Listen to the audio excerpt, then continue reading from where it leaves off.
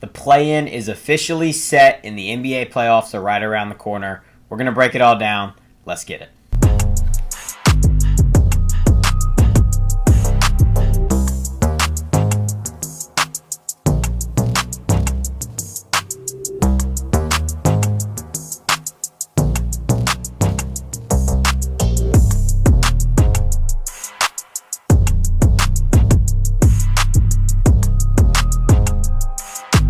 What's up, everybody, and welcome back to a brand new video. Today we are back with our NBA content, baby. The play-in is officially set. The last day of the regular season was last night, which was actually a pretty eventful last day of the regular season, by the way. Like, Boston beat Orlando when Orlando was actually playing for something, and Boston was playing their third stringers. Joe Mazzulla, Coach of the Year, by the way. Like, shout out. But no, like, the last day of the regular season was pretty awesome. Like, the Spurs and the Nuggets game was pretty good. Obviously, the Nuggets grabbing that 3 seed. But today, that will all come later. My full playoff predictions once the play-in is set. Today, I am going to try to predict the play-in and break it down as best we can. So, I'm just going to move in chronological order. So the first game we're going to break down is the Miami Heat visiting the Charlotte Hornets. The 10 versus the 9. It's the first game on Tuesday, which is tomorrow. This will be an awesome game, I think. And Charlotte being at home, I think by just like the looks of it and how hot Charlotte's been and the fact that they're at home, the fact that they're playing way better than a 9 seed, I think a lot of people will obviously give the edge to Charlotte. But I first want to talk about the Heat. The Heat at the beginning of this year, I actually thought we were going to be a lot better. I thought there was a very good chance that the Heat could grab a top 6 seed. Bam has obviously been hooping this year. He obviously had the 83. Bam's been awesome. Norman Powell's been awesome. Like, all-star. Like, they've had a bunch of guys. And they were kind of running the system, which was fun. It was like AAU basketball in a way, which is exactly what the Hornets do. And Miami at the beginning of the season wasn't really running many sets. Like, Spoelstra was kind of just letting his guys play. They were kind of running the floor, and it was working. It was a different kind of Miami team that we hadn't seen in years past. And the Hornets kind of run that exactly. They shoot a ton of threes. They love to run the floor. They love to turn you over. And LaMelo's out there looking like an AAU point guard pretty much. Like, he's still playing AAU ball like he's 13 playing with 17-year-olds. But for my pick, this is a tough one because I think Miami's experience helps a lot. Like, Eric Spoelstra, I think, has the coaching edge over Charles Lee in this one. I think that Miami has more experienced players. That Bam's been in the play-in for pretty much his entire career. So, like, Bam understands how to win in the play-in. I think that Miami has a chance to go win 2 games if they can. Norman Powell is obviously a veteran, and they have a bunch of guys around them that I think makes Miami scary for the Hornets in this one. It's tough because I really don't know who to pick. Everyone's healthy for both teams. I'm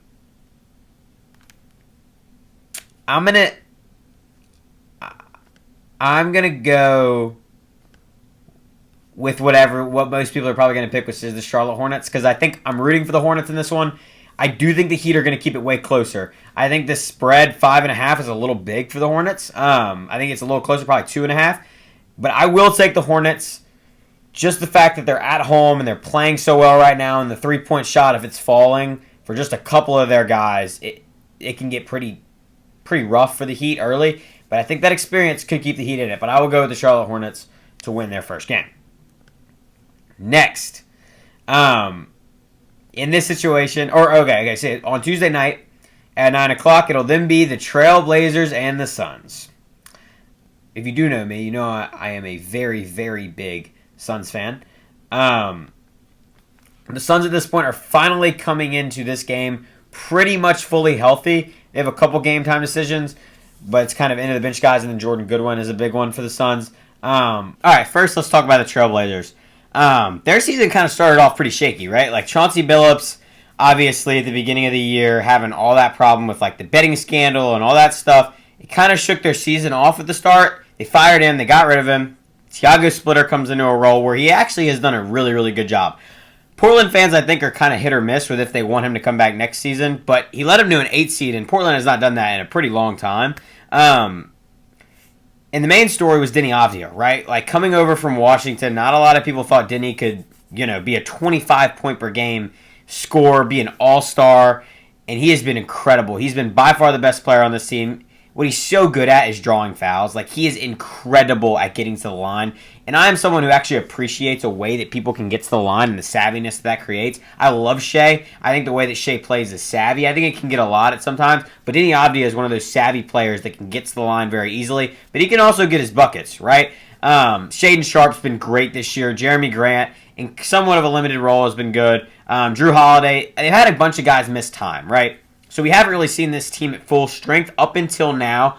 Jeremy Grant is the one guy we don't really know what's going to happen, but Scoot has now come back. They got Donovan Clingan back, who was out for a couple games. And then obviously Shaedon Sharpe, who was out in the midway of the season for a little bit. They're getting all their guys back. Donovan Clingan has been awesome this year. I've been severely impressed. And then Tumani Kamara and Caleb Love and like all their guys off the bench. Vic Krejci, who hasn't played great minutes, which is kind of interesting, but like Rob Williams in his minutes. Chris Murray has played pretty good minutes. Matisse Thybulle in his limited minutes has been awesome. They can just go really, really deep into their bench. And they have a bunch of guys that love to run and gun, and they have long wings, and they like to turn you over, and they're just a fun team to watch. On the other side, who they'll be facing, a team that went 2-1 against them this year, the Phoenix Suns, who is another team who I'm a really big fan of. Obviously, I'm a big Suns fan. So I've watched almost every single Suns game this year. They're also one of the best stories in the NBA, right? Like, no one thought the Suns were going to be in a situation where they might be the 7th seed in the playoffs, right? Like, no one thought that was going to happen after they got rid of KD and all the Bradley Beal stuff, and they're still paying him, like, 15% of their contract salary. Like, all that kind of stuff. No one thought the Suns would be here. A lot of people thought the Suns would most likely be out of the playoffs, and if not, maybe a 10 or a 9 in the first playoff game and get outed by somebody. But the Phoenix is here, and they are by far the best team in the West play-in. And obviously it's led by Devin Booker, as it is almost every single year. But what they do so well, and what Jordan Knott has preached in his first year, is we're going to turn the ball over, we're going to run, we're going to get a ton of deflections, and we're going to play really hard basketball every single night. They're one of the best stories in the NBA, and we'll see if they can keep it going. To get to my pick, it's obviously going to be a little biased.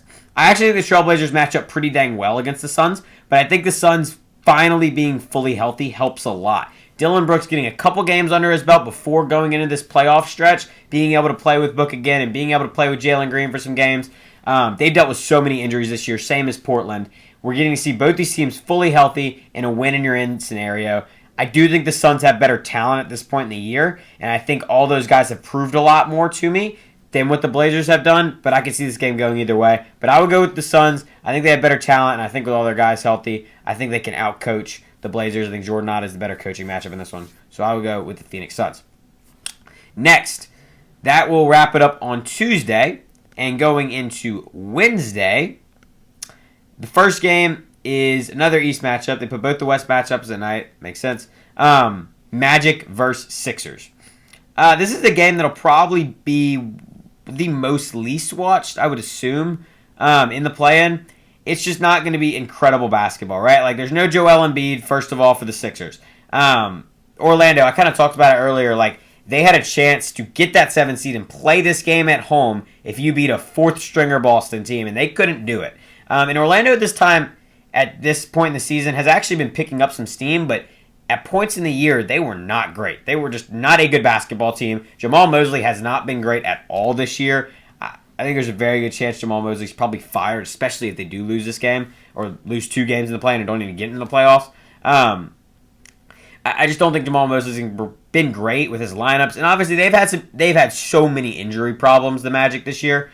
You never know because it's Paolo. Like, if Paolo gets hot and Franz is cooking, like, they have guys, and Desmond Bane's played every single game this year. He's been awesome. So they have some guys, but the big three has just not played enough minutes for Orlando for me to trust them enough in this one. I think the Sixers are a better coach team. I think Tyrese Maxey is going to go nuclear in this game. Like, I think this is going to be the Tyrese Maxey game where it's like, okay, like, he's the best player on the floor and it's not very close. No Joel Embiid for the Sixers is a little worrisome, right? Like, the Sixers, they're going to have to find some way to score in this one because it's going to be Tyrese Maxey, it's going to be VJ Edgecombe, and it's going to be Paul George, and that's about it. Like, Quentin Grimes is going to have to come. He's probably going to be in a starting role.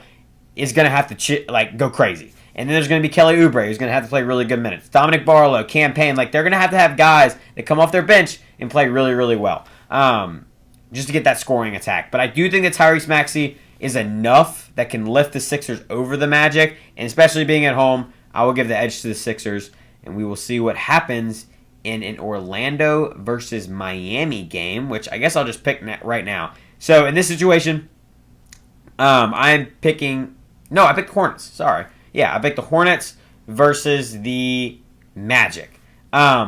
This will be a great game, and I think in this one, with how much Orlando we've seen holes in their game this year, it's not clicking at a really, really bad time, right? Like, they were clicking like a week ago, and now it's kind of slipping. And I think with some injuries, like Franz is not 100% right now at all. Like, Franz Wagner has not been 100% probably since midway of the season. He's been playing on a bum ankle. He's been playing on a bum calf. Like, the Magic right now are just kind of shaky, and I don't trust them. So I will take the young Hornets team to just run the floor on them. And I do think if the Hornets do win one game, I think they will win the next, whoever it is. So I will go with the Hornets getting the 8 seed in the playoffs and the Sixers grabbing the 7. Sixers going to play Boston in the first round, and the Hornets going to play the Pistons in the first round.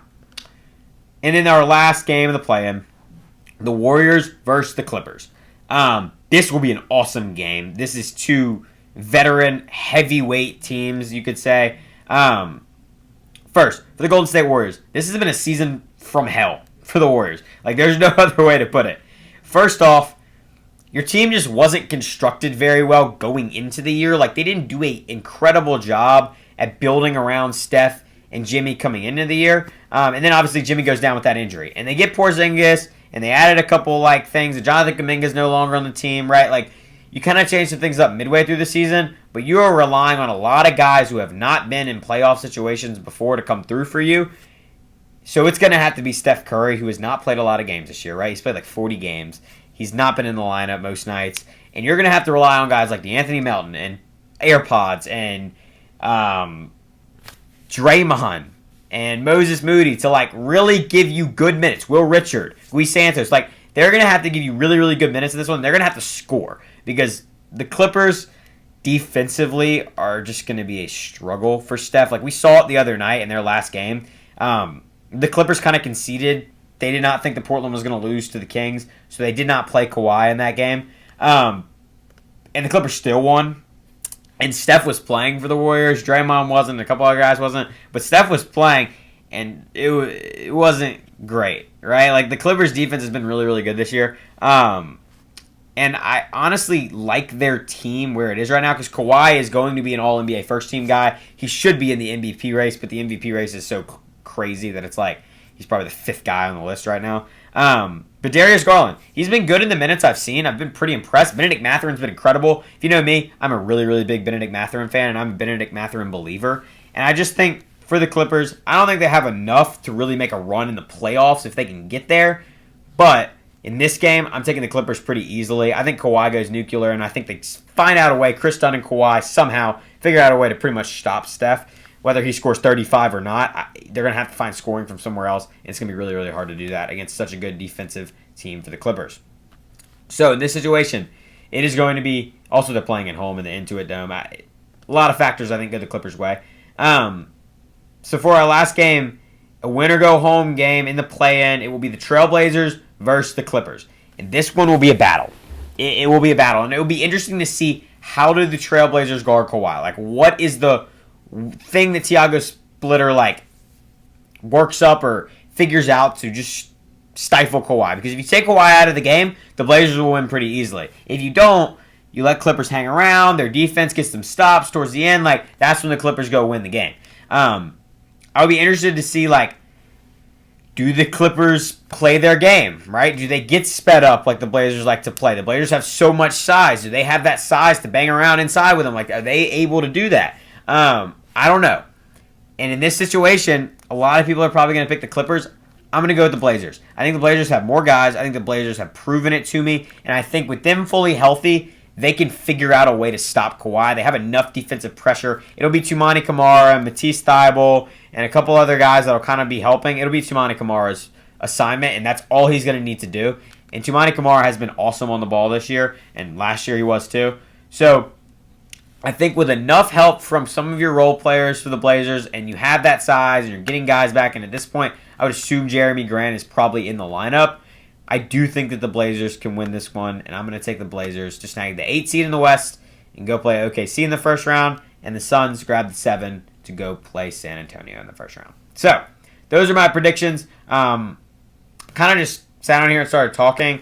I'll have more in-depth breakdowns for sure as we get into the playoffs, but I just want to make this video real quick. I'm very excited for the play-in, especially because my team's playing in it. I have not seen my team play in the play-in ever, so one game, or technically we get 2, but hopefully one game is kind of fun to watch. And I love the play-in. Let me know what you think of the play-in down below if you can comment. It's kind of a wishy-washy thing. Like, some people love it, some people hate it. I love it. The fact that the Hornets with no play-in wouldn't have gotten in, had a chance at the playoffs is crazy. So, to wrap up, my final seedings. To grab the 8 seed in the East, I have the Hornets. And to grab the 8 seed in the West, I have the Blazers. And to grab the 7 seed in the East, I have the Sixers. And to grab the 7 seed in the West, I have the Suns. So, we will see no Steph Curry in this playoffs.